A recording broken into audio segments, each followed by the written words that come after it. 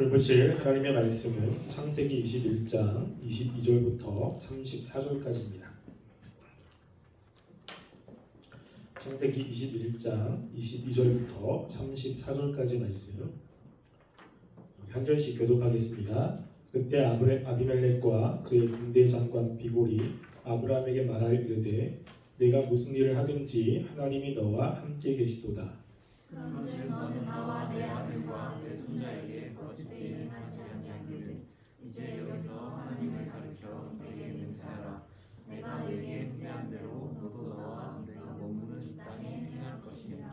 아브라함 이르되 내가 맹세하리라 하고 아비멜렉의 종들이 아브라함의 우물을 빼앗은 일에 관하여 아브라함이 아비멜렉을 책망하매 아비멜렉 이르되 누가 그리하였는지 내가 알지 못하노라. 너도 내게 알리지 아니하였고 나도 듣지 못하였더니 오늘에야 들었노라. 아브라함이 양과 소를 가져다가 아비멜렉에게 주고 두 사람이 서로 언약을 세우니라. 아브라함이 7 암양 새끼를 따로 놓으니 아비멜렉이 아브라함에게 이르되 이 7 암양 새끼를 따로 놓으면 어찌니냐.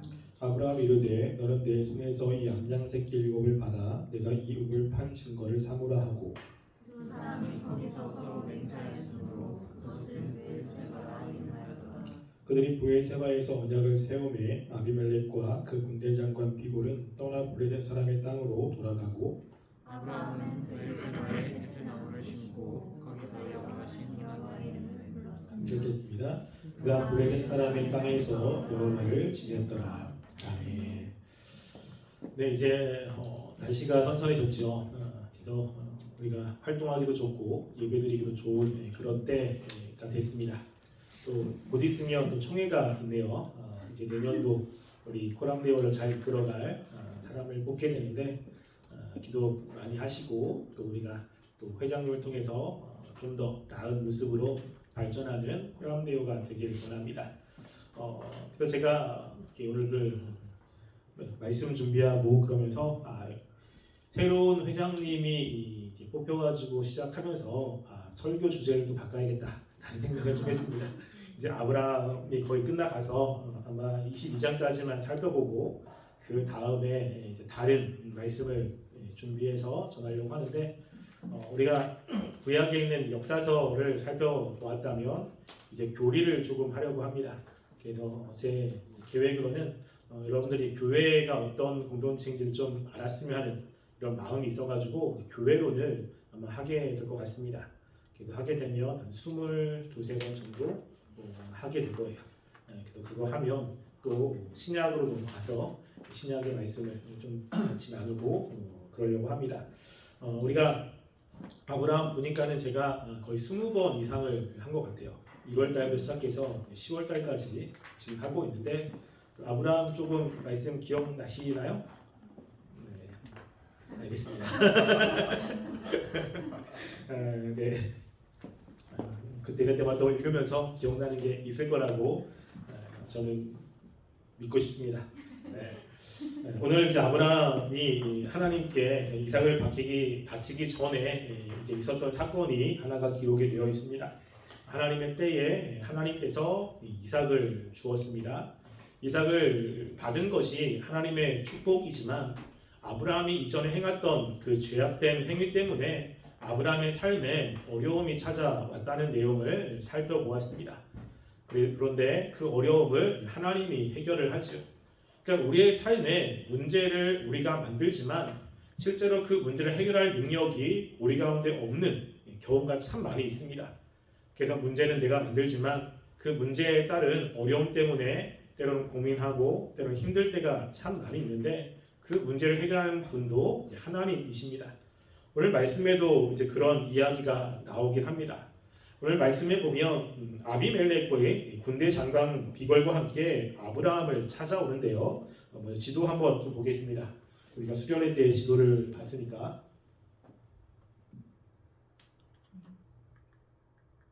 네, 안 나오나요? 네. 네.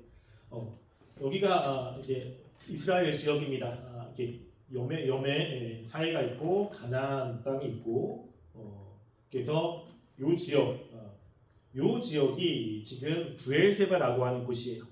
그러니까 브엘세바 바로 밑에는 남방이라고 하는 지역이고요. 그리고 이스라엘 땅 전체를 단에서부터 브엘세바라고 이야기를 합니다. 그러니까 단이라고 하는 것은 이스라엘의 최 북단이 단이고, 그리고 가장 맨 마지막 남단이 브엘세바라고 하는 곳인데, 이 브엘세바는 굉장히 좀 중요한 지역이긴 합니다. 여러분들이 이 지역을 좀 봐야 되는데, 근데 이 남방이라고 하는 지역은 이렇게 생겼어요. 그러니까 나무가 이렇게 있고 거기 이렇게 풀이 조금씩 있고 허벌판으로 되어 있습니다. 이런 곳에 이제 양을 치게 되면 풀은 있지만 물이 별로 없습니다. 그래서 이제 물 사건이 여기서 등장을 하게 되는데, 그 다음에 아브라함이 마지막에 보면 나무 에셀나무 밑에서 하나님을 예배하게 되거든요. 이게 에셀나무라고 하는 나무입니다. 그래서 다른 데는 별로 나무가 크지 않는데 이 나무는 좀 큼지막하죠. 보통 이런 곳에 제단을 쌓아서 신을 예배하는 것이 그 당시의 풍습입니다. 왜냐하면 다른 곳에 나무가 크지 않다는 것은 물이 별로 없는데, 이 나무가 있다는 것은 이곳에 물이 풍부하잖아요. 그러니까 그들은 이곳에 신이 임재해서 신이 이렇게 나무를 크게 만들어 주었다고 생각하고 있었어요. 그래가지고 신이 있는 이곳에 제단을 쌓아서 그 신에게 제사를 드리는 것이 그 당시 풍습입니다. 그래서 이게 남방에 있는 에셀나무가 이렇게 생겼다는 거 보시 생각하시고 말씀을 들었으면 좋겠습니다. 자, 오늘 아비멜렉과 군대 장관이 이제 아브라함을 찾아오는데, 이 아비멜렉이라고 하는 사람은 이전에 한 번 더 나온 적이 있습니다. 20장에 보면 이 아브라함이 자기의 아내 사레를 누이라고 속여서 이 아비멜렉이 사라를 빼앗아간 사건이 한 번 있습니다. 그때 이 아비멜렉이 등장을 하는데요. 그때 이 아비멜렉이라고 하는 사람, 이 친구가 무엇인지를 한번 이야기를 한 적이 있습니다. 아비멜렉이라는 뜻은, 아비라는 것은 나의 아버지고 멜렉이라는 뜻은 왕이라는 뜻이죠. 그러니까 나의 아버지는 왕입니다라고 하는 뜻인데, 이거는 이름이 아니라고 이야기했습니다. 이거는 왕의 칭호입니다. 그래서 애굽의 바로가 왕의 칭호고, 우리나라는 대통령이 우리나라를 다스리는 수장의 칭호잖아요. 그래서 이 아비멜렉은 왕의 칭호입니다. 그런데 이 왕이 군대 장관 비골을 데리고 옵니다. 이 비골이라고 하는 단어도 마찬가지입니다.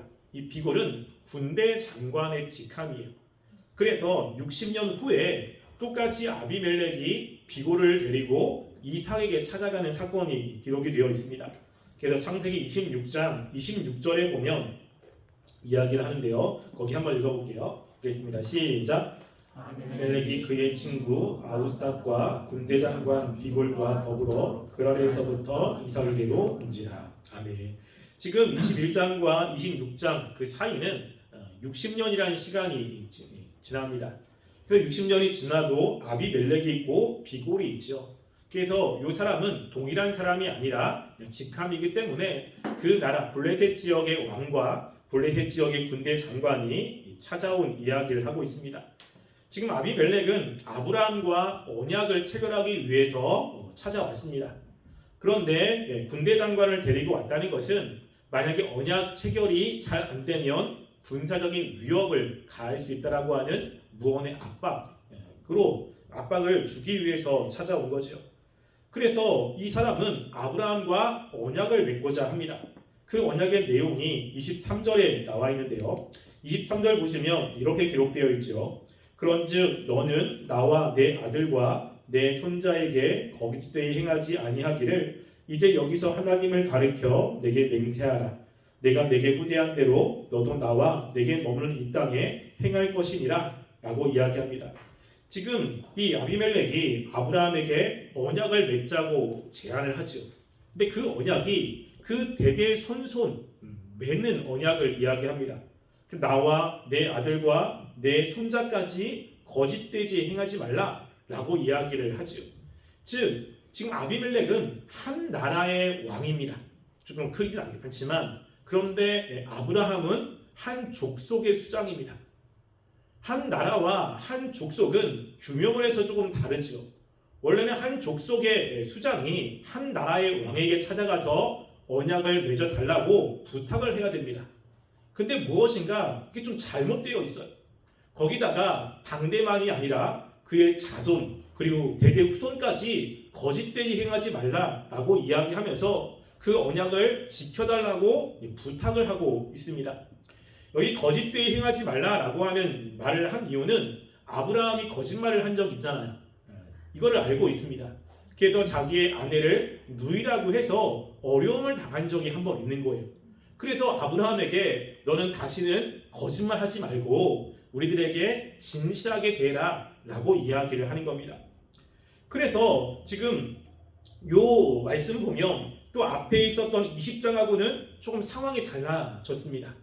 20장에는 아비멜렉이 아브라함을 꾸짖거든요. 아브라함의 아내를 빼앗아 가기도 하고 또 아브라함의 잘못을 꾸짖는 이런 관계였다면 이제는 아비멜렉이 아브라함에게 찾아와서 언약을 맺어달라고 부탁하는 이런 관계로 바뀌었습니다. 우리나라 말에는 명확하게 이야기되어 있지 않지만 지금 아비멜렉의 마음속에는 이 아브라함과 언약을 꼭 맺어야 한다라고 하는 이런 마음이 있어요. 이런 마음이. 그거는 두 가지로 우리가 살펴볼 수 있는데 첫 번째로는요. 이 단호의 수입니다. 단호의 수.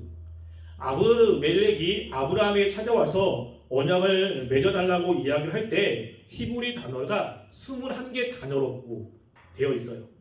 근데 반면 아브라함의 대답은 딱 두 마디입니다. 내가 언약을 맺겠다.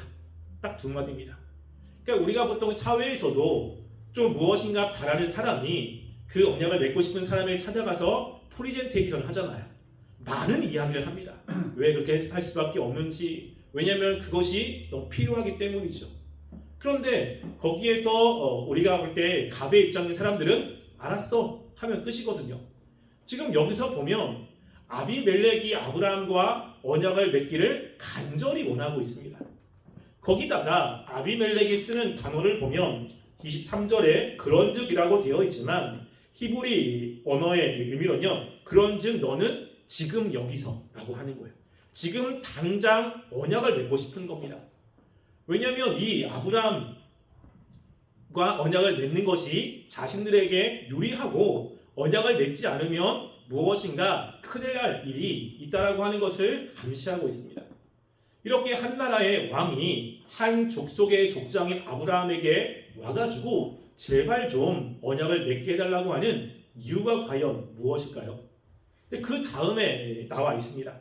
자, 그것은 이 아비멜렉이 아브라함 삶 가운데 있는 하나님의 역사를 보았기 때문입니다. 그래서 22절 보시면 이렇게 이야기했잖아요. 내가 무슨 일을 하든지 하나님이 너와 함께 계시니라 라고 이야기합니다. 무슨 일이라고 하는 것은 네가 하고 있는 모든 일 안에서 하나님이 지금 아브라함과 함께 하고 있음을 이 아비멜렉이 명확히 깨달은 겁니다. 그러니까 이 하나님과 함께하는 아브라함과 같이 가지 않으면 이 아브라함이 나중에는 자신의 나라도 무너뜨릴 수 있는 사람이라는 것을 이 사람이 알고 있는 것이죠. 구체적으로 아비멜렉이 보았던 하나님이 함께 하신 것이 무엇인지는 성경에 기록되지 않습니다. 그런데 우리가 알 수 있는 한 가지는 있습니다. 이게 뭐냐면요. 20장에 분명히 아브라함이 거짓말을 해서 자기의 아내 사례를 빼앗겼잖아요. 그러면 그 사라는 아비멜렉의 아내가 되어야 되는데 아브라함과 하나님이 함께 하고 있습니다. 그러니까 하나님께서 이 아브라함의 아내가 빼앗긴 것을 그냥 두시지 않고 하나님이 역사를 하고 있는 거예요. 그래서 잘 때 꿈에 찾아와가지고 이 아비멜렉을 위협해서 사라를 돌려보내지 않으면 안 되도록 위협을 하고 있는 그런 하나님을 경험한 겁니다. 뿐만 아니라 이 아브라함의 아내의 사례를 빼앗은 것 때문에 우리가 살펴보았지만 그 지역에는 모든 여자들의 태가 다 막혔어요. 그거를 경험한 이 아비멜렉은 야, 이 아브라함은 무엇인가 다르다는 생각을 하겠죠. 그래서 이 아브라함 가운데는 그가 믿고는 하나님이 아브라함이 하는 모든 것 가운데 함께 하니까 이 아브라함과 함께 동맹을 맺는 것이 유리하다고 생각을 한 겁니다. 그래서 우리가 이렇게 다른 사람이 하나님이 사람들을 볼 때 야, 저 사람이 하나님이 함께 하는구나 라고 이야기를 하는 것은 아브라함만 그런 게 아니고요. 하나님의 사람에게는 공통적으로 나오는 겁니다. 우리들에게 있어야 될 것 중에 하나가 이런 모습이에요. 우리가 예수님을 믿잖아요.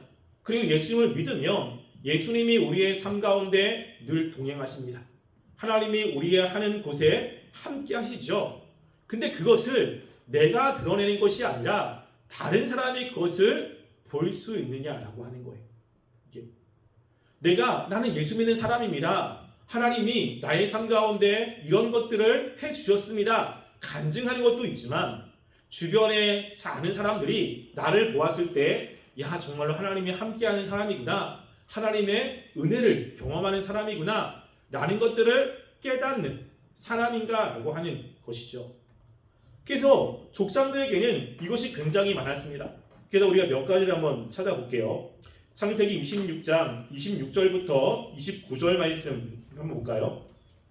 창세기 26장 26절부터 29절까지 말씀 함께 읽어보겠습니다. 시작.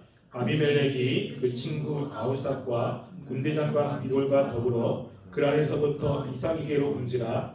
이삭이 그들에게 이르되 너희가 나를 미워하여 나에게 너희를 떠나게 하였거늘 어찌하여 내게 왔느냐.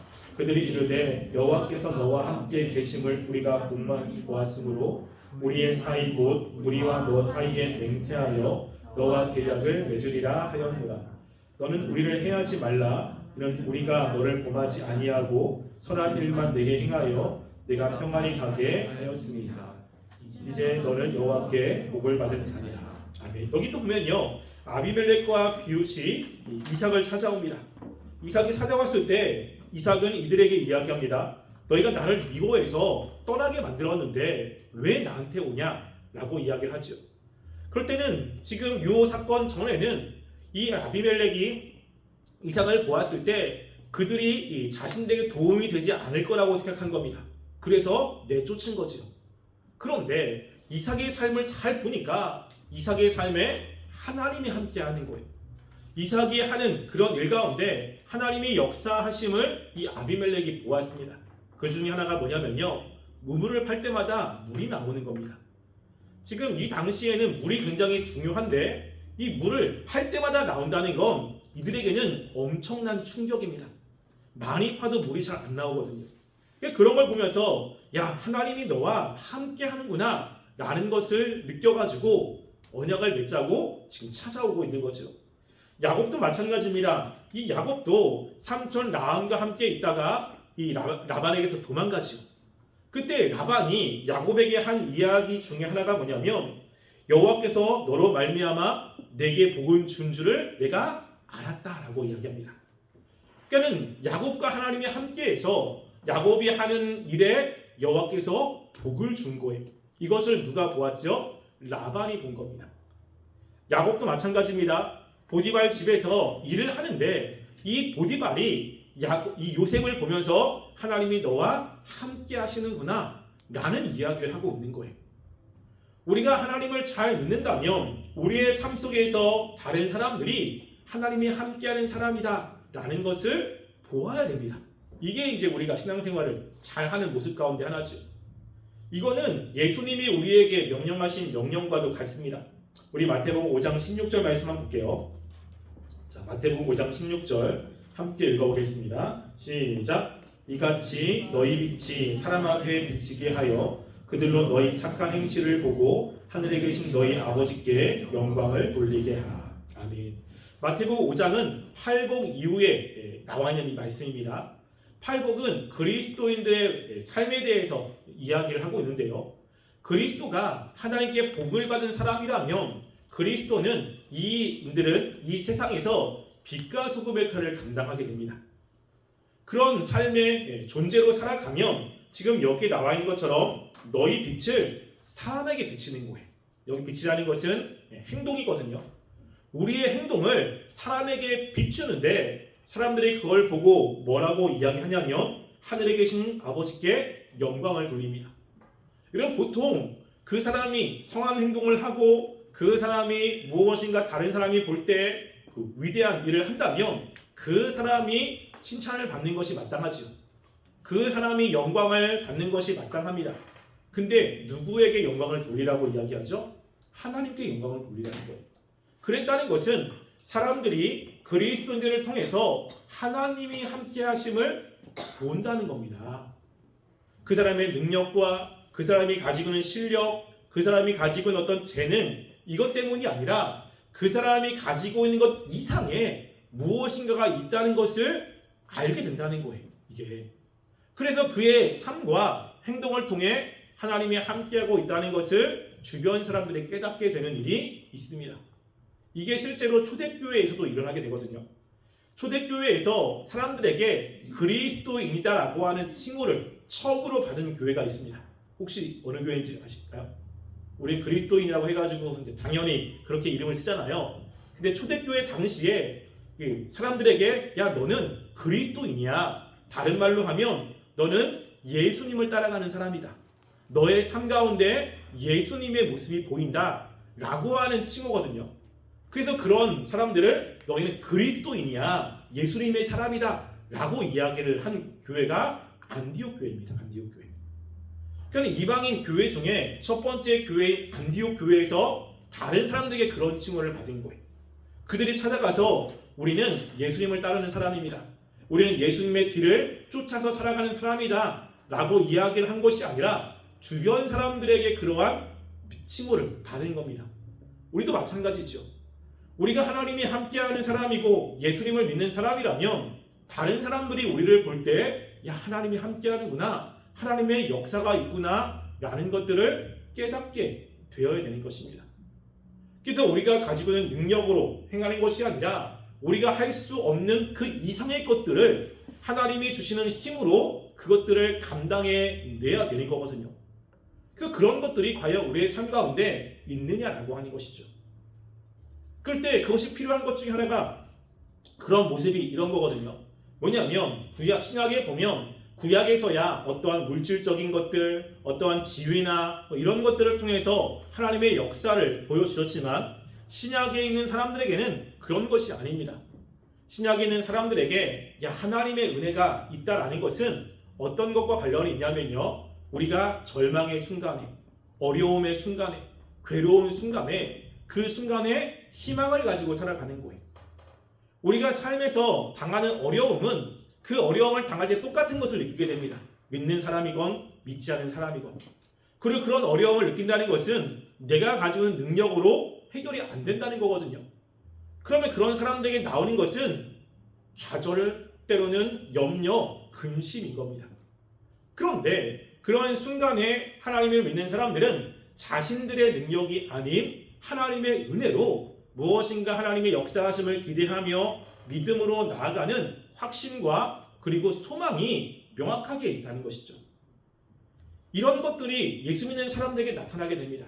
그래서 분명히 믿지 않는 사람이 봤을 때 저 상황에서는 우울해야 되고 저 상황에서는 힘들어야 되고 저 사람은 굉장히 고통스럽게 지내야 되는데 이 사람에게는 뭔가 마음의 기쁨도 있습니다. 그 소망도 있어요.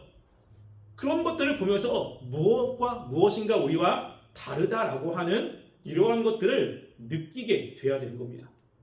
이게 하나님이 우리에게 주시는 중요한 유익 가운데 하나죠. 그래서 하나님을 잘 믿었던 이 신약의 사람들은 위기 속에서도 좌절하지 않습니다. 자기의 죽음 앞에서도 하나님의 역사하심을 바라보고 하나님의 주시는 그 기쁨 가운데 살아가게 되는 것이죠. 이게 우리들에게도 있는 것입니다. 그래서 예수 믿으면 내가 하는 일에 잘 되고 다른 사람들 승승장구하고 더 많은 능력을 받는 게 아니라 이거는 다른 사람들도 할 수 있는 건데 하나님이 있기 때문에 하나님을 믿는 사람이기 때문에 가질 수 있는 것은 그 어떤 상황 속에서도 좌절하지 않는 겁니다. 왜냐하면 우리가 믿고 있는 하나님은 이 세상을 다스리시고 통치하시는 하나님이잖아요. 그리고 하나님의 뜻대로 그 일들을 이루어가는 하나님이십니다. 그래서 내가 하는 일이 잘 되지 않을 때도 그 하나님의 은혜로 인해서 그것 때문에 좌절하거나 실망하지 않고 하나님의 역사하심과 또 하나님의 계획하심을 믿고 그 믿음으로 다시 한번 일어나서 나아가는 삶, 이게 지금 여기서 이야기를 하는 거죠. 그래서 우리들에게 이런 모습이 있어야 돼요. 그러면 이런 모습으로 살려면 무엇이 중요합니까? 하나님과의 관계가 중요해요. 하나님의 말씀이 우리 마음 가운데 명확해야 됩니다. 위기의 순간에 우리가 다른 것이 아닌 하나님이 어떤 분인지를 볼 수 있는 눈이 필요하죠. 그러니까 우리가 힘들다는 것은 나를 본다는 거거든요. 내 능력, 내가 생각하는 것 때문에 안 되니까 좌절합니다. 근데 그 순간에 하나님이 어떤 분인지를 본다면, 하나님이 그 시간에 깨달아진다면 하나님 때문에 다시 한번 일어날 수 있는 겁니다. 우리가 좌절이 된다는 건 하나님이 안 보인다는 거거든요. 그래서 우리가 힘들고 어려운 그 순간 속에서 믿음으로 살아가려고 할 때 우리가 기도할 것은 하나님, 나의 눈을 열어서 믿음으로 하나님을 보일 수 있게 해달라고 기도하셔야 됩니다. 이게 사도 바울이 에베소 교회를 향해서 했던 기도의 제목 가운데 하나입니다. 에베소 교회, 에베소 우리가 1장에 보면 사도 바울이 에베소 교회를 위해서 기도할 때 너희들의 눈이 밝아져 하나님의 권능의 위대함과 너의 부르심의 소망이 무엇인지를 좀 알았으면 좋겠다 라고 이야기를 하거든요. 우리가 하나님을 잘 모르기 때문에 그 하나님으로 위로를 받는 것이 현저하게 줄어들 수 있습니다. 그래서 우리가 하나님, 내가 말씀을 아는 것이 아니라 그것들이 믿어지게 하시고 그리고 그렇게 역사하시는 하나님이 보여지게 해달라고 우리가 기도하고 그렇게 살아가면 지금 이 사람들과 똑같이 우리의 삶에 함께 하시는 하나님을 믿지 않는 사람들이 볼 수 있습니다. 우리가 여기서 또 살펴볼 두 번째는 뭐냐면요, 우리가 어떤 문제를 해결하기 위해서 지혜가 필요하다는 겁니다. 지금 아비멜렉이 아브라함에게 찾아와가지고 맹세를 하자고 이야기를 했습니다. 아브라함이 내가 맹세하리라 라고 이야기를 한 다음에 25절 말씀에 보면 아브라함이 아비멜렉에게 무엇인가 이야기를 합니다. 25절 보시면 아비멜렉의 종들이 아브라함의 우뭇을 빼앗은 일에 관하여 아브라함이 아비멜렉을 책망하매 라고 이야기를 하죠. 즉 이전까지 아브라함의 삶에 어려움이 있었습니다. 그 어려움은 아비멜렉의 종들이 아브라함이 판 우물을 빼앗아 간 거예요. 이 당시 대부분의 사람들은 이 목축을 했기 때문에 목축을 하는 사람들에게는 우물이 굉장히 중요합니다.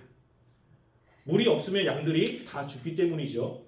그런데 아브라함이 찾은 그 우물을 아비멜렉의 종들이 빼앗아 갔는데, 여기서 빼앗아 갔다라고 하는 단어의 의미는요, 이 폭행을 동반한 강제적인 갈취예요.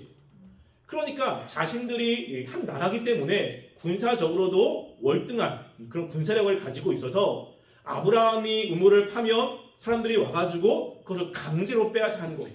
저항을 하면 그 저항에 대한 대가로 무력을 써서 그 우물을 빼앗아 간 겁니다. 아브라함 입장에서는 굉장히 억울하겠죠. 근데 이러한 일을 이 아비멜렉에게 이야기하지 않고 있습니다. 그리고 아비멜렉이 찾아와서 함께 동맹을 맺자라고 했을 때 이때 이제 아브라함이 이 이야기를 하고 있는 거예요. 그래서 우리가 무엇인가 어려움이 있고 그것을 해결할 때 중요한 것은요, 타이밍입니다. 타이밍. 우리가 언제 그 문제를 이야기를 할 거고 언제 그 문제를 해결하려고 노력하느냐라고 하는 거거든요.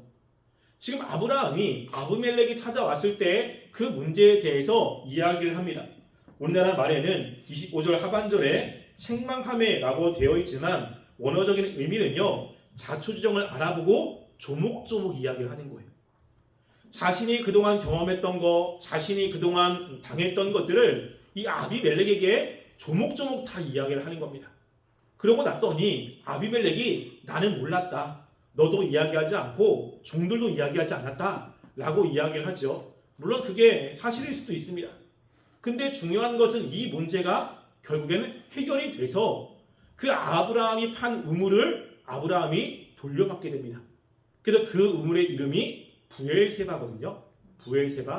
부엘세바라는 이름의 뜻은 맹세 우물이라는 뜻이에요. 그래서 이 아비멜렉과 맹세를 해서 이제는 이 우물이 내 것이 되었다라고 하는 뜻입니다. 여러분, 우리에도 여러 가지 억울한 일이 있잖아요. 억울한 일이 있으면 우리는 그 억울함을 빨리 풀고 싶습니다.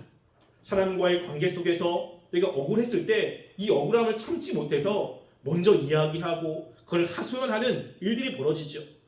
물론 그렇게 해서 풀려지는 때가 있지만 그렇게 해가지고 안 풀리는 때가 있습니다. 특별히 나는 분명히 억울한 일을 당했는데 상대방이 내가 언제 그랬어? 야, 내가 난 안 그랬어 라고 이야기할 수도 있고요.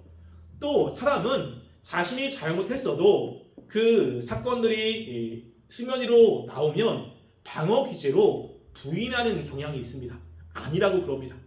그리고 대부분 자신의 잘못을 인정하기보다는 변명하기를 먼저 하죠.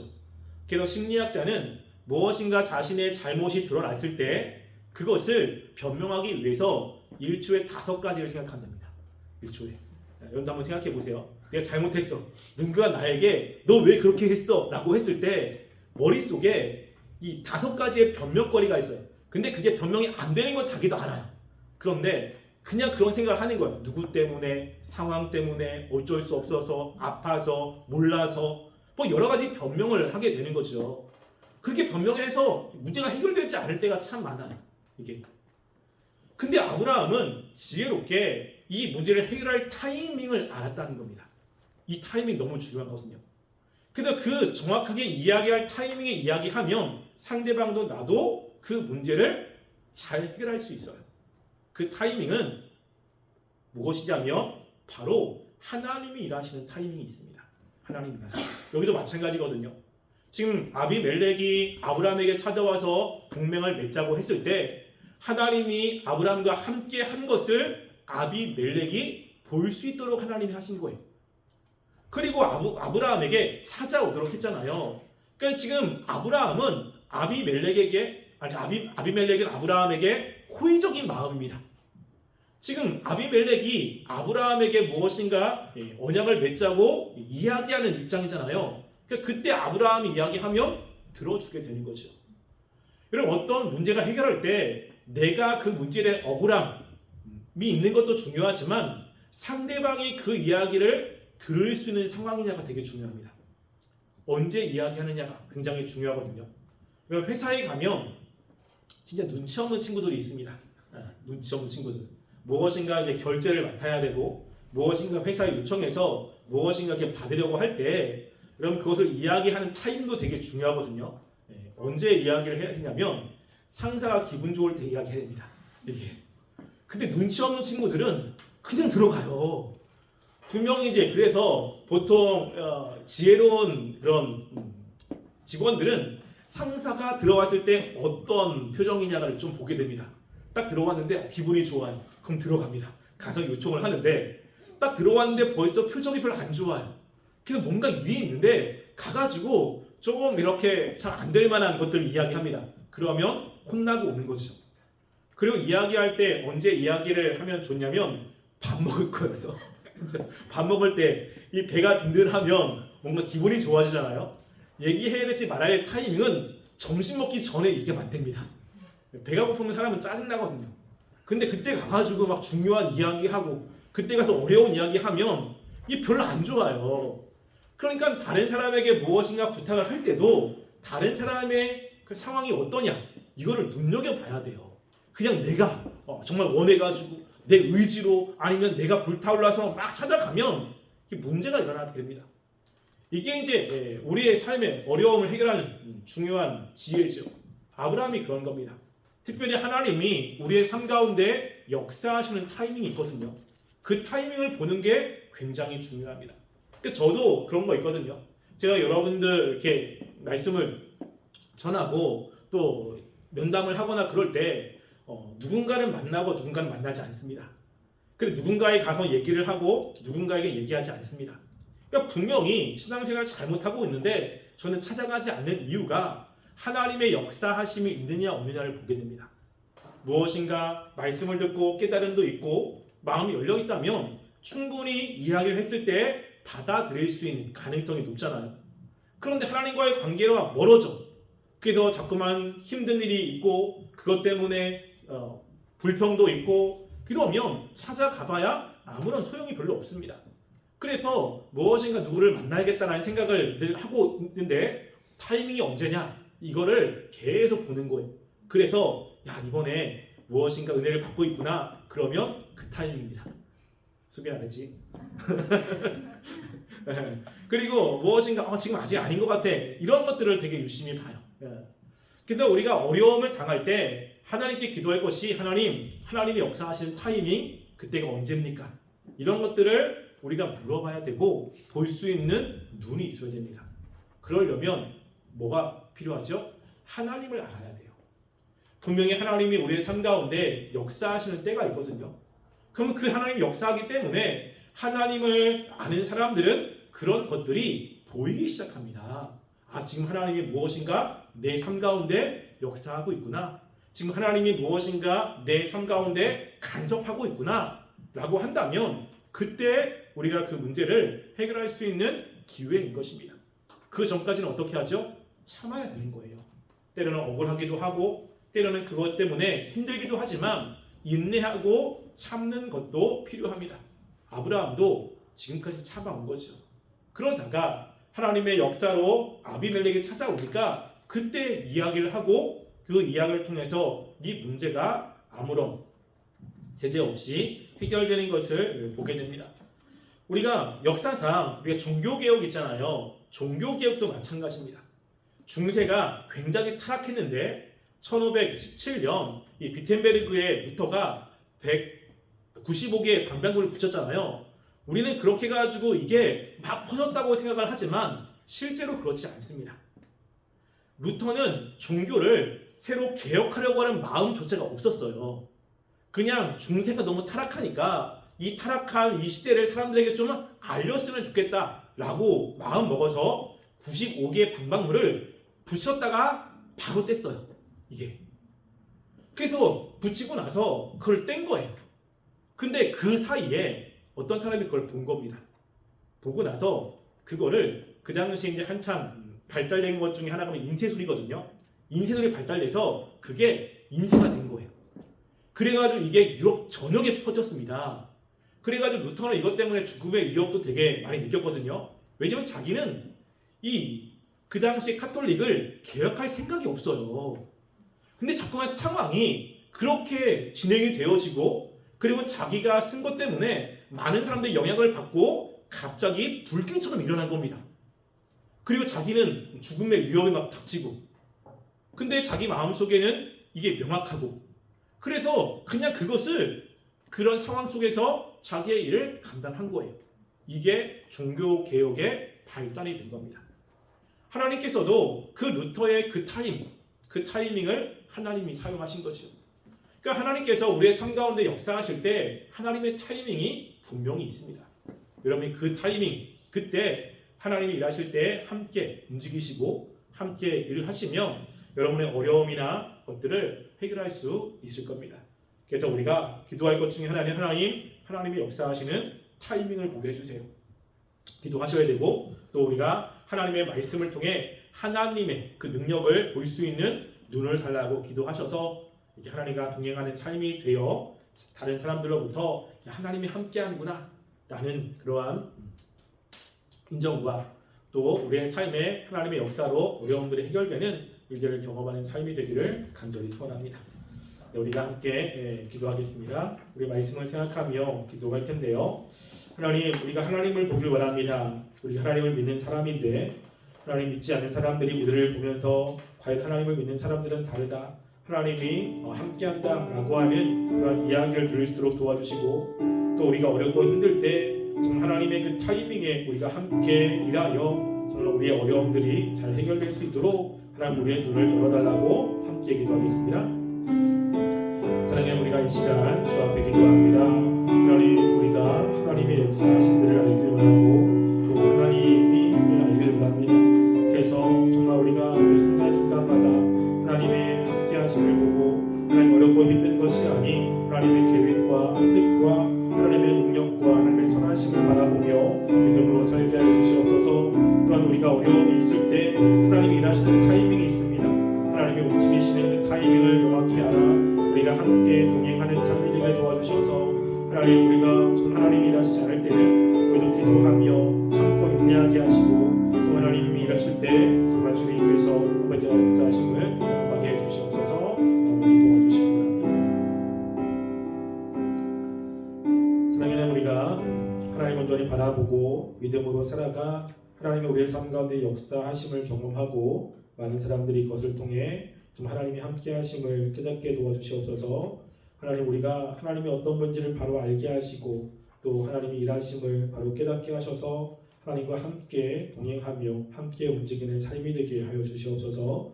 또 주님께 나올 때 헌금을 가지고 드린 손길이 있습니다. 하나님, 그 손길을 기억하여 주시고 하나님 더 풍성한 것으로 더 많은 것으로 채워 주시옵소서.